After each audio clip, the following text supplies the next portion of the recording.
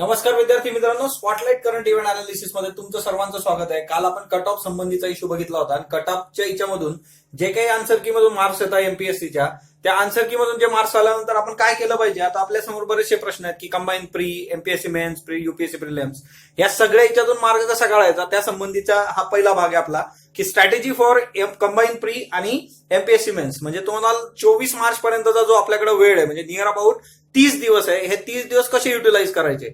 म्हणजे ज्या लोकांना 200 प्लस मार्क्स येते तर खूपच चांगल्या झोनमध्ये आहेत, 190 प्लस ही चांगला स्कोर आहे. पण आता असे काही लोक आहेत की ज्यांचा 180 एवढा स्कोर आहे बघा, हा जो आहे 180 प्लस मायनस वाली जी लोक आहेत ती थोडंसं साशंकता आहे आपल्याला, ज्याला आपण डेंजर झोन म्हणू शकतो, की काठावर आहे, की चला होतंय नाही होतंय, थोडंसं असं आहे. अशा केसमध्ये आपण काय केलं पाहिजे आता, की आता बरेच ते याच्यामध्ये आपल्याला कंबाईन प्री पण काढायची आहे आणि प्लस आपला रिझल्ट आला मेनसाठी तर तो पण आपल्याला करायचा आहे. आता याच्यामध्ये काय करायचं बा, हे 30 दिवस आहे आपल्याकडं, तर ही लिस्ट आहे की जिच्यामध्ये तुम्हाला कंबाईन प्रिलियम साठीचा अभ्यासक्रम आणि एमपीएससीचा मेनचा अभ्यासक्रम, तिच्यातले कॉमन मुद्दे काय आहेत आणि त्या मुद्द्यांवर जर तुम्ही येत्या 1 महिन्यामध्ये फोकस केला तर नक्कीच तुम्हाला येणाऱ्या परीक्षेमध्ये त्याचा फायदा होईल, का जेणेकरून कंबाईन मध्येही आपल्याला चांगला स्कोर करता येईल आणि कंबाईन नंतरची जी काही एमपीएससी मेन्स आहे त्या एमपीएससी मेन्सला पण आपण टॅकल करू शकतो. म्हणजे असं होणार नाही की आपले 30 दिवस वाया गेलेत, की आपण असं बऱ्याचदा फिलिंग येतं की बाबा आपण कंबाईन मेन्स केली, कंबाईन प्रिलियम्स केली नसती तर एमपीएससी मेन्सला चांगला फायदा आला असता. सो या अनुषंगाने हे आहे. सगळ्यात पहिला विषय बघा, भूगोल आहे बघा. भूगोलाचा जर तुम्ही विचार केला तर एमपीएससी मेन्स आणि कंबाईन प्रिलियम्स हिच्यामध्ये महाराष्ट्रातला आणि भारताचा भूगोल हा सिलेबसला आहे. म्हणजे ऑब्विसली, आणि हा पेपर 1 आहे. हा पेपर 1 जो आहे जीएसचा एमपीएससी मेन्स साठी, याच्यामध्ये जवळपास 100 मार्कांसाठी भूगोल आहे बघा, है ना. प्लस मायनस 100 मार्कासाठी भूगोल येतो आणि तिच्यामुळे जर तुम्ही कंबाईन प्री करता, भूगोलावर फोकस केला, त्यातल्या त्यात महाराष्ट्र आणि भारताचा भूगोल, तर ऑब्विसली याचा फायदा तुम्हाला कंबाईन प्रीला पण होतोय आणि एमपीएससी मेन्सला पण होतोय जीएस 1 मध्ये. म्हणजे आपण एमपीएससी मेन्सची जी स्ट्रॅटेजी बघू तिच्यातला पण जीएस 1 मध्ये हेच सांगणार आहे मी, की तुम्ही भूगोलावर फोकस करा, तो तुम्हाला इथं दोघी याच्यामध्ये हेल्पफुल ठरतो. त्याच्यानंतर पुढचा विषय आहे इतिहास.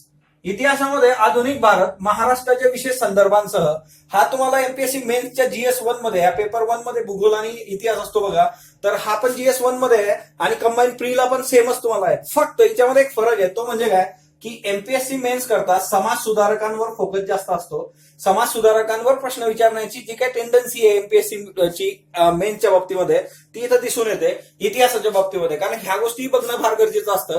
तुम्ही जर एमपीएससी प्रिलियमचा, राज्यशास्त्र प्रिलियमचा पेपर बघितला असेल तर याच्यात पण बघा व्यक्तीवर प्रश्न विचारले जातात. हे मी सांगितलं होतं तुम्हाला. सांगितलं म्हणजे काय, तुम्ही जुने पेपर जर स्वतः अॅनलाइज केले तुम्हाला दिसून येतं. 2019 मध्ये पण तुम्हाला 3 ते 4 प्रश्न फक्त व्यक्ती केंद्रित दिसून येतात बघा.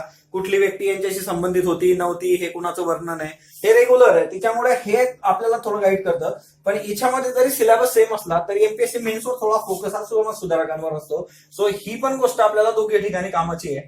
त्याच्यानंतर विज्ञान तंत्रज्ञान, की त्यातला विज्ञान हा जो भाग आहे सामान्य विज्ञान, तिच्यामधलं विज्ञान तंत्रज्ञानातलं ऊर्जा नावाचं जे काही टॉपिक आहे आणि बायोटेक्नॉलॉजीचा काय, ह्या दोघांमधला काही भाग जो आहे तो कॉमन आहे, एमपीएससी मेन्सला पण आहे आणि कंबाईन प्रिलिम्सला पण आहे.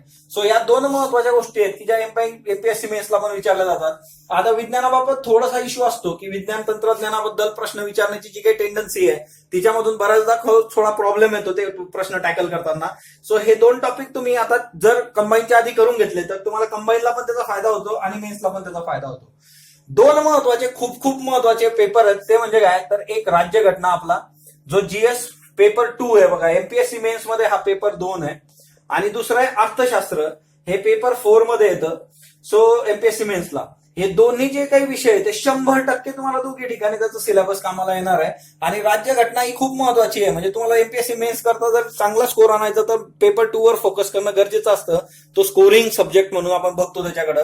सो राज्यघटना पण पूर्ण आपल्याला कंबाईन मेन्सला आणि एमपीएससी प्रिलिम्सला कामात, एमपीएससी मेन्स आणि कंबाईन प्रिलिम्सला कामात येणार. अर्थशास्त्र पण कम्प्लीट सिलेबस कंबाईन प्री आणि एमपीएससी मेन्सला आपल्याला कामात येईल. म्हणजे हा महिना युटिलाइज कसा करायचा आहे तर त्याच्यानुसार ही स्टेप बाय स्टेप एक गोष्ट आपण करतोय.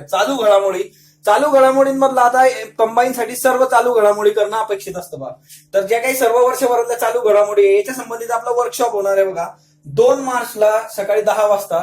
द युनिक अकॅडमीची जी काही शिवाजीनगरची संचेतीची बिल्डिंग आहे, संचेती हॉस्पिटल समोरचं युनिक अकॅडमीची बिल्डिंग, तिथं येत्या शनिवारी सकाळी 2 मार्च सकाळी 10 वाजता आपलं याचं सेमिनारही असणार आहे चालू घडामोडीचं, ते तुम्ही करू शकता.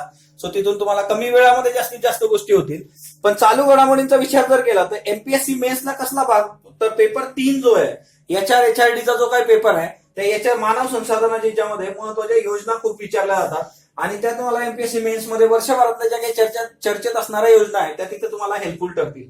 म्हणून एक गोष्ट लक्षात ठेवायची की चालू घडामोडी करत असताना योजना खूप चांगल्या करा, सो दॅट तुम्हाला ती वर्कआउट होईल.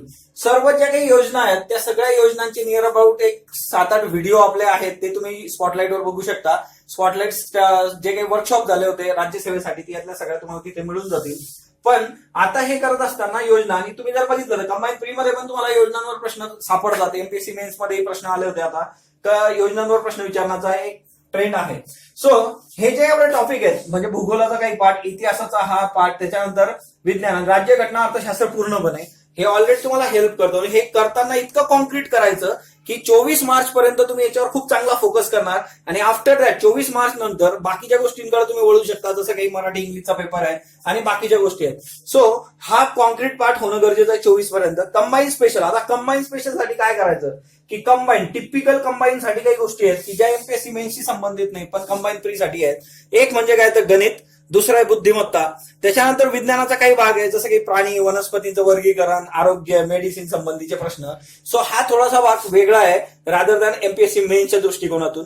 आणि संपूर्ण चालू घडामोडी, तर चालू घडामोडींचं सोल्युशनही आहे.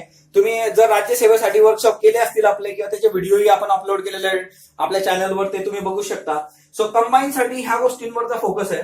तो थोडासा तुम्ही आता जर असं मी गृहीत धरलं की तुम्ही कंबाईन साठी तयारी करत होता आणि तुमचं हे खूप चांगलं आलंय किंवा सीसॅट मध्ये गणित बुद्धिमत्ता तुम्ही खूप चांगलं केलेलं आहे, तर त्या केसमध्ये तुम्ही ह्या गोष्टींवर फोकस होऊ शकता आणि ह्या गोष्टींच्या अनुषंगाने गोष्टी वर्कआउट करू शकता, सो दॅट एमपीएससी मेन्स साठी आपला कसलाही लॉस होणार नाही. असे काही विद्यार्थी, शेवटी कसं असतं की स्पर्धा परीक्षेतली अनिश्चितता लक्षात घेता जर तुम्ही प्रॉपर मॅनेजमेंट केलं तर तुम्ही दोघीकडून वर्कआउट करू शकता. म्हणजे एमपीएससी मेन्स मध्ये थोडं प्लस मायनस झालं तर कंबाईन मधून सुद्धा पोस्ट येऊ शकते, किंवा कंबाईनचं थोडं प्लस मायनस झालं तर एमपीएससी मेन्स मधून आपण वर्कआउट करू शकतो.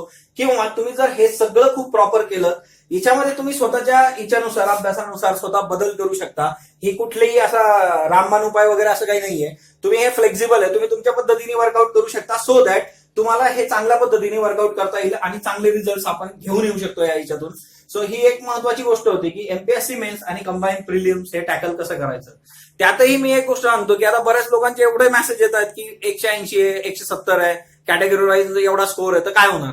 एक गोष्ट लक्षात ठेवा, कसं असतं मेरिट, फॉर एक्झाम्पल एक गोष्ट आपण लक्षात घेतली पाहिजे की समजा उद्या मेरिट लागलं 190 लागलं मेरिट, ओके, कन्सिडर करा 190 लागलं आणि जर आपल्याला 189 आहे किंवा 191 आहे, या केसमध्ये काय झालं, एका मार्गाने आपण पास आहे किंवा 190 आहे आपण पास आहे, 189 आहे आपण फेल आहे. सो हे क्लिअर नाही होत. पण एक गोष्ट असते की तुम्ही जर अभ्यास करत राहिला तर तो अभ्यास तुम्हाला हेल्पफुल ठरतो येणाऱ्या परीक्षांसाठी. कधीही असं होत नाही की तुम्ही परीक्षेच्या आधी 2 महिने अभ्यास केला आणि त्याच्यामधून रिझल्ट आला. जो काही रिझल्ट येत असतो, तुम्ही जर मॅक्झिमम कॅन्डिडेटशी बोललात तर तो रिझल्ट हा कंटिन्युअस स्टडी मधून येत असतो.